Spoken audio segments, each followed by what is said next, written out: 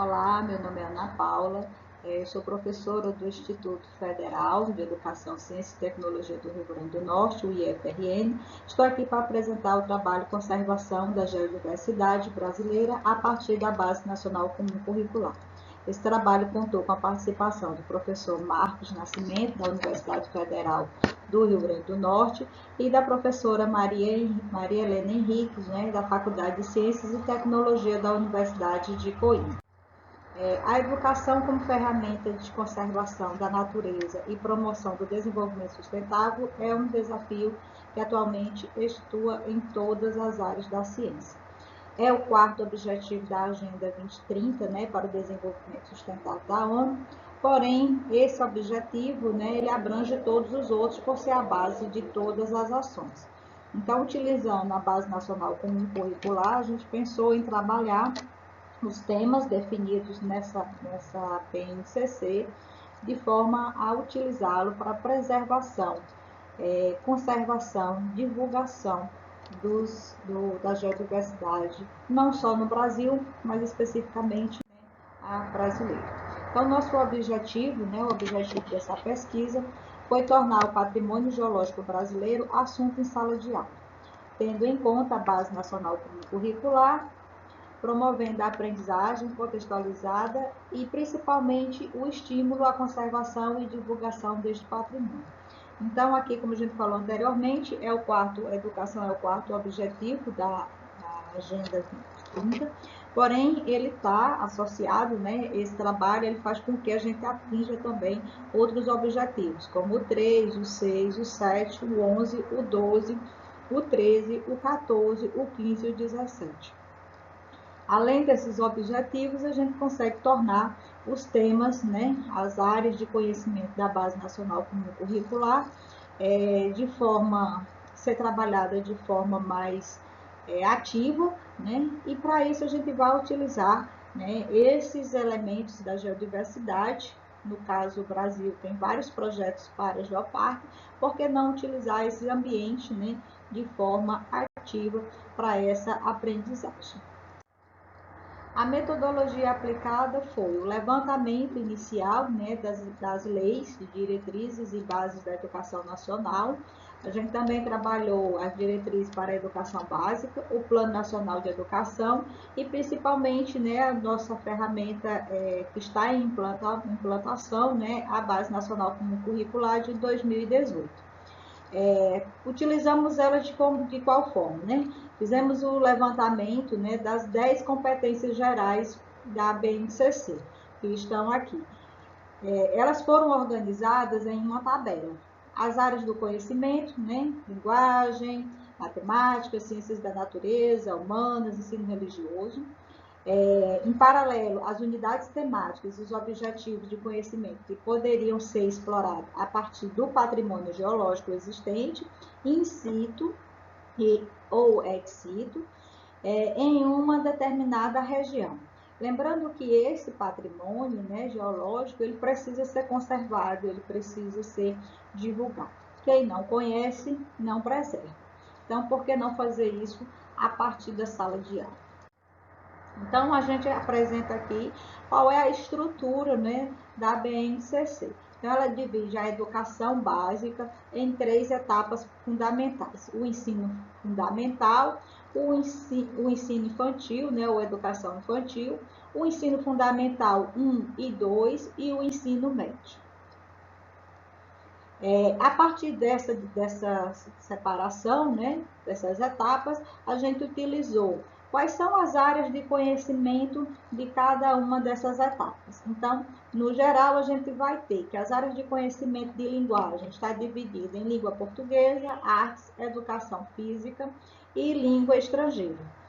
Matemática, com o componente curricular matemática, ciências da natureza, ciências humanas, está dividida em geografia e história e o ensino religioso.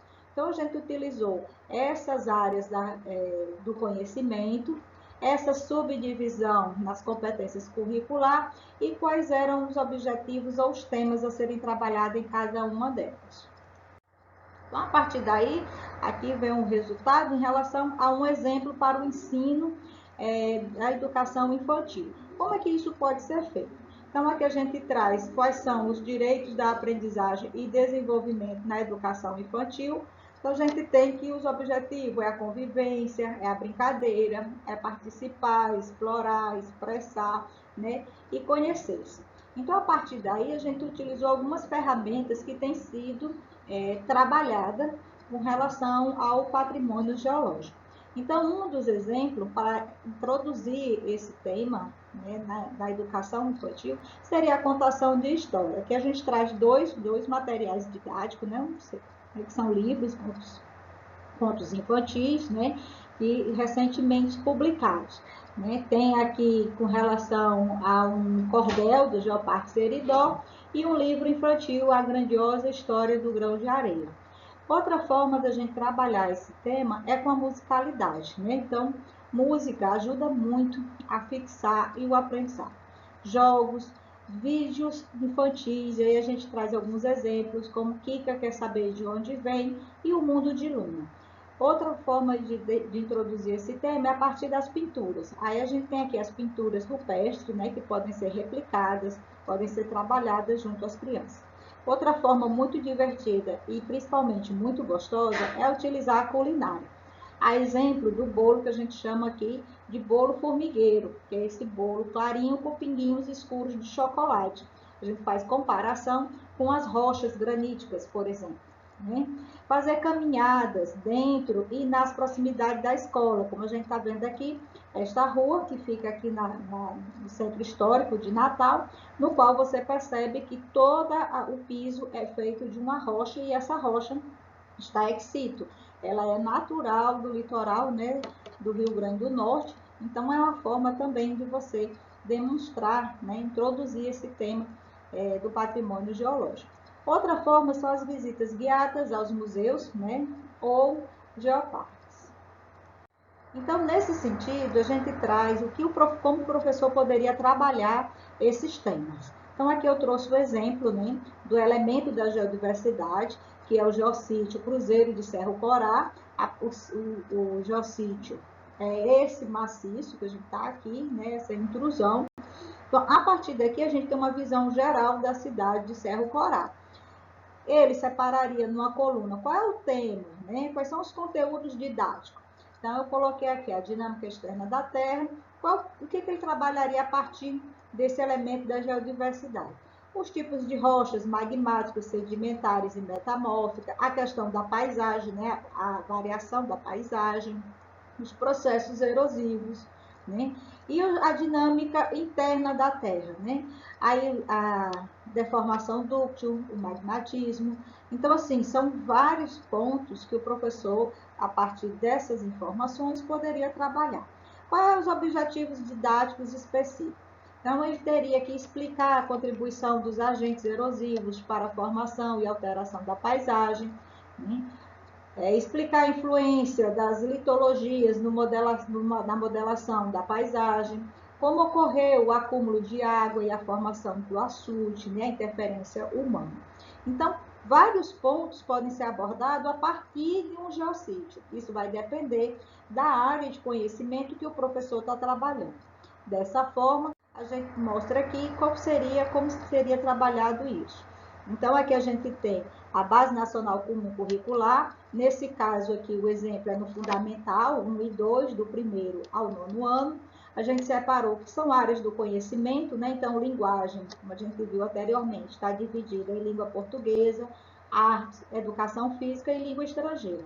Quais são as unidades temáticas? Então, aqui eu faço essa distribuição. Quais são os objetivos do conhecimento e qual elemento da geodiversidade eu poderia usar para trabalhar esses objetivos do conhecimento, essa unidade temática. Fizemos isso, né, para todas as áreas do conhecimento. Então, aqui educação física, língua inglesa.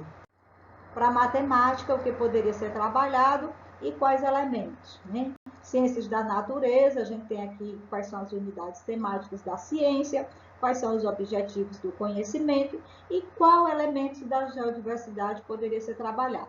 Aqui lembrando sempre que esses elementos podem ser ex situ ou in situ. Vai depender, né, da área de conhecimento do professor. É importante que ele tenha uma certa qualificação nesses temas e que também conheça quais são esses elementos da geodiversidade, para um melhor aproveitamento dessa informação. Aqui a gente tem para ciências humanas, né, no caso da geografia, a gente tem as unidades temáticas, né, os objetivos e os elementos da geodiversidade que poderão ser utilizados. O mesmo foi feito aqui para a história. Não estão todos, certo? Não estão todas as unidades temáticas, não estão todos os objetos do conhecimento. Aqui a gente fez um levantamento prévio, porque precisa de saber o professor como que ele poderia trabalhar essas atividades em sala de aula. Então, aqui a gente tem para o ensino religioso, né? E nesse caso, a exemplo de elementos da geodiversidade, a gente pode ter uma gama muito grande. Até a partir da forma como uma igreja foi construída com esses elementos, né, da geodiversidade ex situ, assim como os elementos in situ, como por exemplo o geossítio Pedra do Cruzeiro, Morro do Galo, aqui no Rio Grande do Norte. As nossas considerações finais. Para maior efetividade, né, dessa atividade, recomenda-se separar as atividades externas por grupos de alunos que estejam dentro do intervalo de aprendizagem definido na Base Nacional Comum Curricular, tais como não levar junto ao mesmo tempo alunos da educação infantil com alunos do fundamental. O do fundamental é ideal que seja alunos do fundamental 1 e alunos do Fundamental 2 em separados, porque os temas ou o nível de aprofundamento são diferentes, né? Do ensino médio, a gente tem aí 3 etapas ou 3 anos, né, no quais o ideal é que ou sejam trabalhados os temas nos 3 anos e no final ser feita uma visita técnica, né, uma aula externa, ou anualmente eles introduzam um tema, né, e busque a partir daí esse envolvimento da turma, certo? Que mais? A abordagem proposta no presente trabalho pode servir de inspiração para a utilização para fins educativos de outros locais com interesse geológico, tanto no território brasileiro como internacional. Então, dependendo aí de qual é a lei ou qual é a metodologia, né, dos conteúdos utilizados na escola, a gente pode trabalhar essas informações. O ideal é esse modelo, né, assim, essa forma, separando, como a gente fez para a Base Nacional Comum Curricular 2018, mas isso vai ficar aberto para qualquer lugar onde se esteja trabalhando. Não só aqui, a gente tem o Geoparque Seridó, mas no Ceará, que tem o Araripe, ou outros que têm aí proposta de formação de geoparque. Ou mesmo os locais que não têm a geoparque, mas que tem, né, como todo o Brasil, a gente sabe, tem vários elementos da geodiversidade e que vários patrimônios geológicos que precisam desse conhecimento, né, para desenvolver esse sentimento de pertencimento e então conservação ou preservação desse elemento da geodiversidade. Aqui está meu e-mail para quem tiver alguma dúvida ou queira fazer alguma pergunta após o nosso evento. Agradeço o Instituto e a Universidade de Coimbra, né, por me ajudar pelas contribuições e me ajudar com o trabalho. Aqui estão minhas referências.